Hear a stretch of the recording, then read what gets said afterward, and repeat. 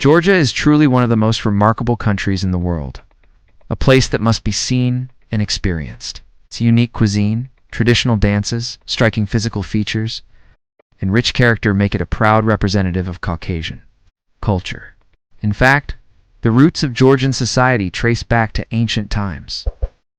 With evidence of their presence scattered throughout history, the Georgian people are believed to be descendants of ancient kingdoms like Colchis and Iberia, which existed in the Caucasus as far back as the 4th century BC. Over the centuries, Georgia's ethnic identity was shaped by various empires, including the Lazica Kingdom. During the medieval period, Georgian lands came under the influence of Russians, Arabs, Byzantines, and Persians. In more recent history, Georgia found itself caught in the power struggles between the Ottoman, Persian, and Russian empires. In the 20th century, Georgia became a part of the Soviet Union and remained under its control until gaining independence on April 9, 1991. Today, Georgia is an independent and indivisible state, home to an estimated 5 million people spread across an area of around 70,000 square kilometers. Though modest in size and population, its location is quite strategic. Bordered by Russia to the north, Azerbaijan to the east, Armenia and Turkey to the south, and the Black Sea to the west. Whether you've been there or are just curious, you might not be familiar with the people, their lifestyle, or how they live today. In this video, we'll explore modern Georgia through the eyes of its people, looking at their culture, language, and daily life, backed by facts and figures. Let's begin with the language. Georgians speak their own language, Georgian, which is also the country's official language. There are about 1 million speakers not only in Georgia, but also in parts of Turkey, Russia, and Azerbaijan. Georgian language has its own unique script, which you'll see everywhere on signs, shops, and advertisements. To outsiders, this script often looks complex and difficult to understand. It's composed of 33 rounded letters with many curves, making it one of the most distinctive and hardest alphabets in the world. To this day, Georgia is the only independent country that exclusively uses this alphabet. Although it's also used in some autonomous regions of Russia and within Georgia itself, most information and sources about Georgia are also written in this alphabet, making research more difficult for foreigners. In their own language, Georgians call their country Sakartvelo. This term reflects their deep cultural roots.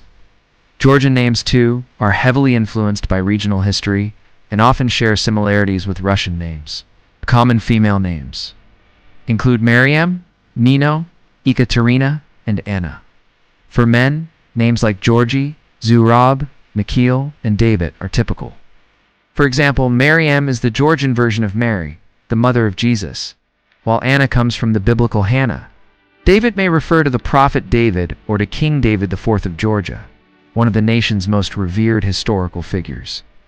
Georgia is a deeply Christian country with roughly 85% of the population identifying as Orthodox Christians. This religious identity is reflected in their national flag, a red cross on a white background, with 4 smaller red crosses in each quadrant. It's a historic design dating back to the Middle Ages and was reinstated as the national flag after the fall of the Soviet Union in 1990. Georgians proudly display their flag across the country. Despite internal issues involving regions like Abkhazia and South Ossetia, Georgians are known as warm, hospitable people. While the government's foreign policy may fluctuate between Russian and European alliances, the younger generation strongly identifies with Europe. Their fashion, social, media habits, and consumer choices all reflect a Western-oriented mindset. Georgian youth clearly prefer European values and lifestyles, and show little interest in aligning with Asian or Middle Eastern cultures. Physically, Georgians share ethnic similarities with Armenians, Turks, and Azerbaijanis. They tend to have sharp facial features, pointed chins, high cheekbones, and broad forehead traits reminiscent of the ancient Laz people of the Black Sea region. Culturally, however, Georgians increasingly lean toward Europe, especially the younger generation. In fact, large-scale pro-European Union demonstrations have taken place recently, particularly in the capital city Tbilisi.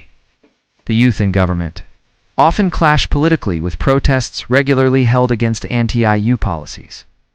Ask a Georgian which cultures they feel closest to, and you'll hear a variety of answers. Some feel kinship with Armenians, others with North Caucasian groups like the Dagestanis, Chechens, and Circassians. Still, Generation Z overwhelmingly identifies with European nations. Though Georgia may not be globally dominant, its passport is surprisingly strong. Georgian citizens can travel visa-free to almost every European country, like 64 countries. Require visas from Georgians, including Canada, the US, Australia, and some parts of Asia. For most other countries, they can travel with just their passport or obtain a visa on arrival. Even the national currency, the Georgian lari, holds strong compared to its neighbors. €1 is equivalent to around 3 Georgian lari. Now, let's talk about daily life in Georgia, especially education and infrastructure. If you're thinking of living in Georgia or sending your child to school there, you might want to reconsider. Many forums and reviews point out that the education system is underdeveloped. Teachers, often older and underpaid, complain of stress and poor working conditions. State school teachers earn around $500 per month, while private school teachers may earn up to $1,000. Some reports even claim that Georgia's education system ranks below that of many African nations. According to international rankings, one study did not place Georgia within the top 90 countries, and another ranked it 70th globally. English proficiency is also low. Older generations tend to speak Russian as a second language, while even younger people in tourism may struggle with English. For example, taxi drivers and supermarket staff often respond in Russian or Georgian instead of English. Traffic culture in Georgia is also problematic. Drivers frequently ignore speed limits, weave between lanes, and show little regard for pedestrian safety. Whether you're in a city taxi or an intercity minibus, don't expect courteous driving. Many of the vehicles on the roads are gas-powered, and quite a few are visibly damaged, missing bumpers, dented doors, or broken lights. These cars are often imported secondhand and rarely undergo repairs before hitting the road. There are no strict regulations on vehicle conditions. It's even common to see right-hand drive cars, despite the country driving on the right side of the road. As of late 2023, there are about 2.5 million vehicles on the road, nearly one for every 2 people in the country. If you own a motor vehicle, it's easy to notice that the air quality in Georgia, especially in Tbilisi, isn't very clean. The capital city is densely populated, with many tall buildings that negatively affect the skyline. While rural areas boast cleaner air and beautiful nature, Tbilisi sees heavy traffic, particularly during the evening rush hour. Despite these downsides, Georgia is considered one of the safest countries in the world. Crime is rare, and you can walk through the city squares at any hour, even at night, without feeling unsafe. Police officers regularly patrol the streets and may ask to see your ID or passport if they deem it necessary. Even in the side streets of Tbilisi, the most discomfort you might face is a beggar asking for money. Leaving aside Georgia's political issues, the country generally has a calm atmosphere. Life here is not stressful, and you're mainly affected by the temporary challenges of a developing country. For example, in Tbilisi, you might occasionally experience power or water cuts during the day. To avoid surprises, it's wise to follow your neighborhood's social media pages, where updates are posted. These outages can sometimes last up to 10 hours. Rental prices in Tbilisi range from €800 to €1,000 per month for a standard 2 or 3 bedroom apartment. Luxury detached villas, on the other hand, can cost anywhere from €8,000 to €10,000 per month. These prices are quite high for a Caucasian country. In fact, paying €1,000 for an apartment in Georgia can feel unjustified, especially considering that the same amount gets you better living standards in wealthier European countries. Some things about Tbilisi's streets also stand out. There's a significant number of stray dogs, estimated to be around 80,000 in the capital alone. While most are not aggressive, dog feces are a common sight on the streets, as many pet owners do not clean up after their dogs. If you accidentally step in it, Don't be surprised if people around you laugh sarcastically. So always watch your step. Moving on to the local people, Georgians are known for their passion for traditional Caucasian dance. As you walk through Tbilisi's busiest areas, you're likely to see locals dancing proudly in the streets not for money, but purely for cultural expression. Whether it's a 15-year-old or a 30-year-old, they set up speakers and perform intricate moves from regional dances, full of confidence and joy. It's rare to see such public displays of cultural pride elsewhere. If you befriend a Georgian, they'll proudly introduce you to their wines and traditional dishes. Georgians are highly nationalistic and deeply connected to their history and culture. They value long-term, meaningful relationships over casual connections. Many young people in their 20s are focused on finding a life partner and settling down. As family culture is very strong here, unlike in Western countries, it's common for people to live with their families until their 30s. When visiting a Georgian home, you'll likely be served their traditional dishes. Khinkali is a dumpling-like pastry filled with meat or vegetables, while kakapuri is a cheesy bread baked with eggs. Both are must-tries. Physically, Georgians typically have light skin, dark facial hair, large bone structures, and brown eyes. Though they are not Slavs or Arabs, their features are more similar to Balkan people, especially Greeks, than to Russians. One issue Georgia faces is a lack of global recognition. Many people, especially in America, infuse it with the U.S. state of Georgia. The country needs more international exposure. For example, there are no major Georgian brands known worldwide.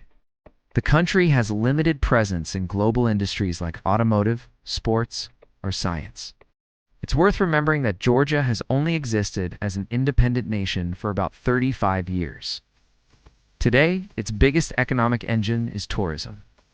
In 2024, Georgia hosted around 5 million tourists, roughly equal to its own population, and the tourism industry brings in over $6 billion annually. Locals actively take part in this sector, offering services and tours throughout the city. In Tbilisi, the famous Peace Bridge stretches across the Kura River. Around the bridge, locals play music, offer guided tours, or ask for donations. Boat tours are also available for around €10 per person for a half-hour trip. The city also offers inexpensive cable cars across the river, only €1 per ride. Tour buses and vintage white cars with open sides are available to explore Tbilisi's historic areas. Another popular spot is the whimsical clock tower, built in 2010 by a puppeteer. It's located near the theater in the old city. And every hour, a small angel figure comes out to ring a bell. Because of this charming feature, it's nicknamed the Angel Tower. Tbilisi offers almost everything a modern city should except the sea. For a youthful vibe, head east to Fabrica, a former Soviet sewing factory turned hostile and creative space. Even if you don't stay there, its courtyard is filled with colorful cafes and relaxed spaces where young people smoke, drink, and enjoy live music at night. If you prefer a quieter, greener setting, Bake Park is located in the western part of Tbilisi. It's free to enter and is popular among Ukrainian and Russian families. You'll find wide walkways, benches, small shops, and peaceful surroundings. Vok is also one of the most elite and modern neighborhoods in the capital. That said, Georgia remains a developing country. The average monthly salary is just $500, $600. Most people, especially the elderly, earn less than $1,000 a month. Many retirees still work selling small goods on the streets to make ends meet. As pensions range between $100, $150, around 25% of the population lives in extreme poverty. However, this also means that services are affordable for tourists. Medicines can be bought without prescriptions.